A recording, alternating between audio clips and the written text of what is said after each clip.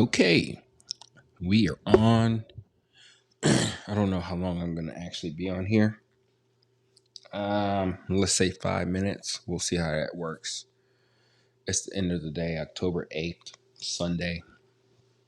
Pretty busy day, mostly cleaning.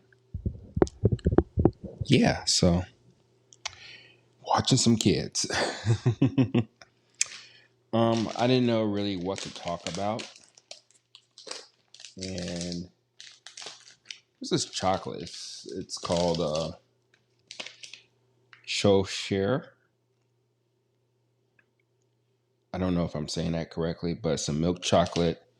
Says made with real hazelnut spread, gluten free, blah blah blah blah blah. Milk chocolate. I usually get this chocolate from Aldi.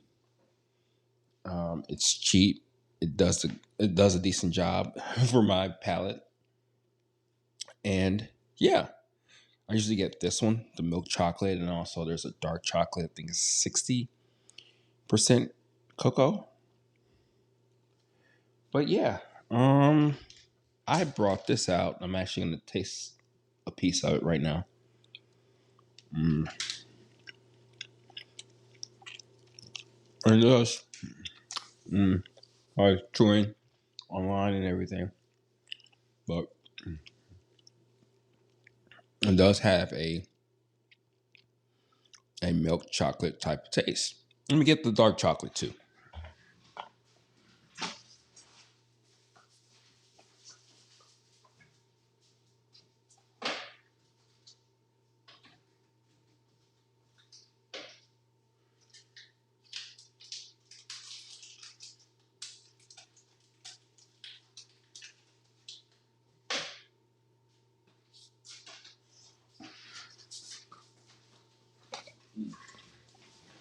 It tastes like dark chocolate. Not on the extreme. I don't like those crazy 90% cocoa, whatever it's called, percentage. I think around the 70%. If you do suck on it long enough and realize that it's bitter, it does actually get sweet. But why am I talking about chocolate or flavors in this case? We'll talk about the fruit ones and all that stuff later. But in particular, right now, what I'm talking about, focusing on, is the brown coffee will, flavor will, whatever you may call it. I'm going to pretend that my audience are not coffee snobs. They just like what they like. And yeah. And I would say, for the most part, brown coffee is where a good percentage of people are. I would say 80 to 90% of people love them some brown coffee. That's chocolate notes. That's kind of typical coffee taste. What's another flavor note for brown? Nuts, cocoa. Sometimes they'll say marshmallows and all that bullshit, which I think is bullshit. But yeah, so I bring that up because I've been running away from that for the longest. And it's one of those things that I just realized for, I would say, half a year to more than that, is that that's what people want. I even noticed it with one of my friends who buys my coffee all the time. And he does tend to lean towards the darker roast coffees. But even with the medium roast, when I have my Ethiopians and the Sumatran, and even sometimes it's another one called Honduras, which is very orange forward. They keep going back to the brown. I think probably because it mixes really well. He's either as alcohol, because I know he does that quite a bit, and mixes really well with creamer. Sometimes you can get away with an Ethiopian or a very fruit forward coffee that is roasted to a true medium, going towards the dark area range. But for the most part, that's not really the case. It's a brown coffee. It's something that's, I would say, the flavors are more so muted. It just doesn't taste like much of anything. It tastes like coffee and what people would think of coffee. And it's something that, again, I try to run away from because, being a coffee snob and wanting that all the time, or not wanting that all the time, is I always chased flavor. I always chased complexity. I always chased the coffee changing, especially when it gets colder. But that brown coffee, sometimes it's just boring. It doesn't have any much. It doesn't have that personality, and that's the thing. A lot of times that I have realized that it's not about so much about what I think or what I want. It's about what people want. And yeah, so it's interesting. As I eat this milk chocolate, the milk chocolate that I'm eating right now is more so what the end product is for people. And this dark chocolate is what you get first before you start your doctorate. I know it's kind of crazy, me being so close to the mic, hearing those weird sounds and somebody chews. I know that's not cool. I hate it. But yeah, I'm really curious to see what people like in their coffees. More so about not what they tell me, what they're interested in, but more so what they gravitate to. Every morning, every person is different. And it's okay to push somebody out of their comfort level. But it also gets to the point to where people are just people, creatures of habit.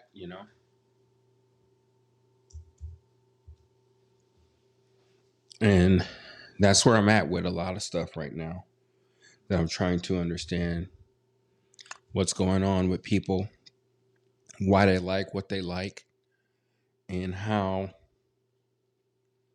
I can provide that to them as much as possible. It even gets to the point too where when I'm analyzing coffees, looking at the cost, how much it is to me and the end user, and what you would really be paying for. And as much as I know and how important it is to have a marketing plan to sell the coffee the best that you can, no matter how much it is, it's a very hard line for me to convince somebody that this couple of bucks more per pound that it costs me in order to purchase this coffee, roast this coffee, to convince you that it's better because it's $1 or two more, or it's organic, or because it was harder for this farmer to get. That's fine and dandy. That's important, I think. But I'm coming from a realist point of view, and I'm trying to come to you at your level, and for the most part, I would assume not so much again by what you're telling me, but what you're actually buying is bullshit, you know? You may care that it is organic. I would say more than half of my coffees are organic, but you care about it being at a decent price, tasting relatively well, and no matter what somebody does say or gives you the reason why it is better, you truly buying onto that because you may buy it, you may purchase it, you may actually go for the thing that I just told you, but you may just do it once. You may not even come back again because I probably oversold it. And I don't want to do that. And that's why flavors and in one person's point of view about how something tastes is extremely subjective. And I would like to just give out parameters or things that I'm tasting and why I'm tasting it, and not being so pretentious and over descriptive of what the coffee tastes like. You know, that's really ultimately up to you. Because the thing about it too is that a lot of times, and I'll touch about this a little later in another video or podcast or whatnot, is that when coffee roasters present you with flavors and descriptors of what it tastes like, a lot of times they're just, you know, sipping and spooning the coffees at a temperature that most customers would even dream of drinking their coffee at. And we're not even talking about additives, you know. A lot of times, yeah, I do have additives, or I try to understand it from my customer's point of view, but we're not comparing apples to apples a lot of times, and I think that's the part that we can get in trouble with a lot of stuff. And I'm really just trying to understand it from a point of view of where people are and why they think that way. And for the most part, being a prophet and giving them more so what they feel that they want. Don't get me wrong.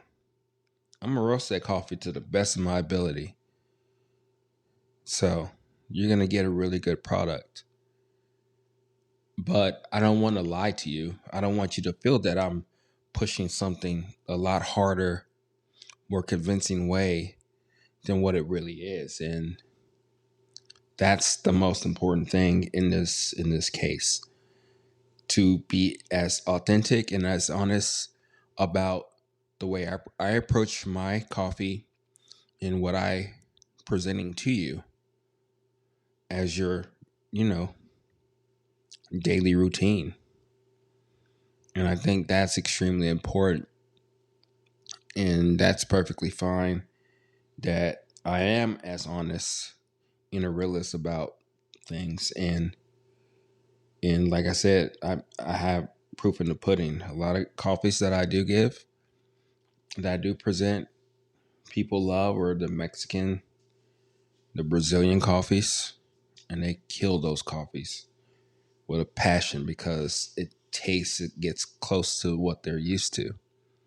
So again, it's a fine line. It's not a fine line. It's something that's very challenging, hard to do a lot of times. But as long as I present and give people the best quality as I can, then I believe then we're going to be on the right page.